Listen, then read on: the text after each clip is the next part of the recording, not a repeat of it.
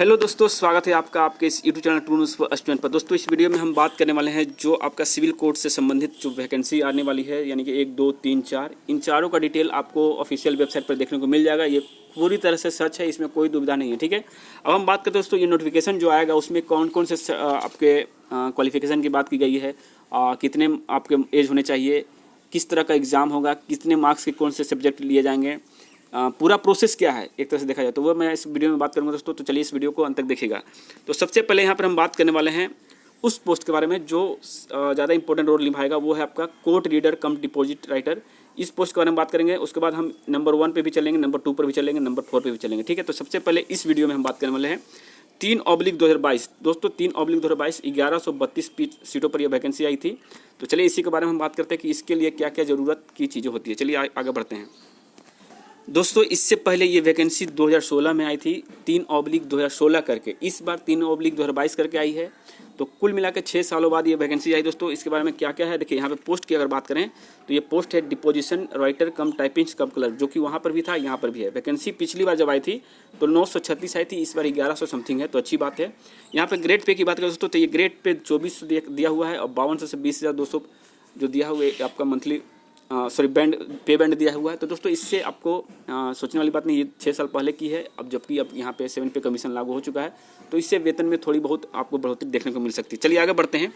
यहाँ पे unreserve backward classes, extremely backward classes, schedule caste, ST और फीमेल की बात की रहे तो दोस्तों ये पहले की आरक्षण का पैनल है। इस बार आरक्षण में थोड़ी 2 चीज़ें बदलाव हुई है, एक महिलाओं को 35% आरक्षण और दूसरा जो है आपका EWS जुड़ा है दोस्तों, तो उस हिसाब से वैकेंसी इस बार आएगी। अब हम सबसे ज़्यादा इंपॉर्टेंट बात करने वाले दोस्तों कि इसका क्राइटेरिया क्या है। एज के लिए बात करें तो एज यहाँ पे मिनिमम जो है 18 साल आपके होने चाहिए और मैक्सिमम 37 साल। बाकी अनरिजर्व में महिलाओं के लिए 40 साल दिया गया है, वहीं BC कैंडिडेट के लिए 40 साल और अनरिजर्व बैकवर्ड क्लासेस के लिए भी यहाँ पे 40 साल। उसी हिसाब से आप देख लीजिएगा यहाँ पे। और एज की बात करें दोस्तों 2016 लिया गया था इसमें, उसमें 2022 लिया जाएगा। ठीक है, चलिए ये तो हो गया आपका एज के हिसाब से, और आपका एज में भी छूट मिलता है अपने हिसाब से, आप देख लीजिएगा। अब हम बात करते हैं एजुकेशनल क्वालिफिकेशन, जो कि बहुत ज़्यादा महत्वपूर्ण भूमिका निभाने वाला है दोस्तों। The candidate must be graduate, that is BA BSc BCom, यानी दोस्तों कम से कम आपको ग्रेजुएशन होना चाहिए, चाहे BA किए हों, BSc किए हों या BCom किए हों। इसके अलावा equivalent degree from recognised university, अगर आप BA BSc के अलावा BEd किए हुए हैं, BEd बोला हूँ, BTech किए हुए हैं या फिर अन्य डिप्लोमा जो है होते हैं डिग्री, उसको आप लोग किए हैं यानी बैचलर लेवल तक किए हैं, तो आपको वो मान्यता दे दी जाएगी। लेकिन 10 साहित्यांकर degree obtain from Hindi Vidyapeeth Deoghar या any other such degree obtain from such other institution shall not be treated as valid qualification to be equivalent to graduation. यानी कि आपने अगर देवघर के कोई साहित्य लंकर डिग्री अगर आपने ऑब्टेन किया है तो ये आपको मान्य नहीं किया जाएगा, ये बात इसमें बताई गई है। उसके बाद देखिए सबसे ज़्यादा इंपॉर्टेंट अब दोस्तों यहाँ पे ये रहने वाला है कि the candidate must have knowledge of Hindi या English typing. The minimum speed should be 30 word per minute in Hindi या 40 word per minute in English on computer. दोस्तों यहाँ पे एक चीज़ देख सकते हैं कि आपको 30 वर्ड पर मिनट आपको हिंदी टाइपिंग की ज़रूरत है या फिर इंग्लिश में आपको 40 वर्ड पर मिनट, दोनों में से कोई एक कर सकते हैं, या फिर दोनों करिएगा तो क्या फ़ायदा होगा तो वही दिखा दूंगा आपको। तो दोस्तों ये तो हो गया आपका टाइपिंग से संबंधित। उसके बाद बताया गया है कि ए सर्टिफिकेट इन हिंदी या English typing issued by an institute recognised by the central या फिर स्टेट गवर्नमेंट इज इसेंशियल। यानी दोस्तों आपको टाइपिंग का सर्टिफिकेट भी जरूरी है, अगर सर्टिफिकेट नहीं होंगे तो आप इस पोस्ट के लायक नहीं रहेंगे। ठीक है, अन्यथा बाद में आपको वही होगा जो इंटर लेवल में हुआ है। The candidate who have been knowledge of both English and Hindi typing will be given weightage. यानी दोस्तों जो दोनों लैंग्वेज में टाइपिंग जानते हैं उनको वेटेज दिया जाएगा, यानी दोनों में अगर क्वालिफाई करिएगा तो आपको फ़ायदा होगा। दोस्तों यहाँ पे देखिए क्या प्रोसेस की अगर बात करें, सिलेक्शन प्रोसेस, तो यहाँ पे सबसे पहले क्या है कि after scrutinising the application of the selection of the post of depositor writer cum typist clerk after an online typing test. यानी दोस्तों यहाँ पर एग्ज़ाम जो आपका होगा वो ऑनलाइन यहाँ पे बताया जा रहा है, यानी कि ऑनलाइन स्क्रीनिंग टेस्ट होगा, यानी कि ऑनलाइन टाइपिंग टेस्ट होंगे। ऑब्जेक्टिव टाइप रहेगा, यानी कि 90 क्वेश्चन रहेंगे, आपको टिक आउट करने वाले सारे रहेंगे जिस तरह से आप रेलवे वगैरह में एग्जाम देते हैं।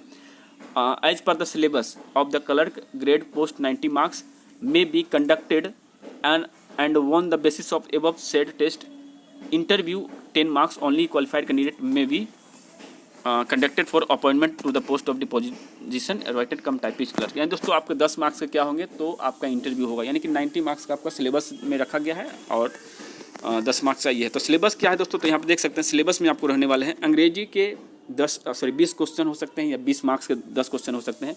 तो मेरे ख्याल से 20 क्वेश्चन रहेंगे, यानी 20 मार्क्स रहेंगे अंग्रेजी।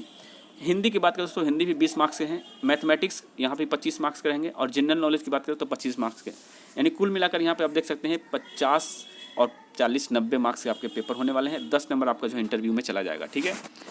और यहाँ पे जब दोनों चीज़ होगा दोस्तों, यानी कि आफ्टर द सिलेक्शन टेस्ट, यानी कि बोथ रिटन एंड टाइपिंग और over on the basis of marks both written and typing test, a common panel shall be prepared by the coordinate committee in the order of merit for the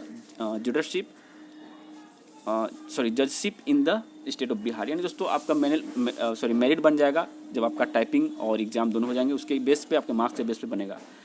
the aforesaid panel shall remain valid for a period of 2 years from the date of preparation thereof। यानी दोस्तों सबसे ज़्यादा important क्या है यहाँ पे कि 2 साल का आपका एक तरह से ये जो आपका मेरिट होगा वो वेटिंग लिस्ट के लिए रहेगा।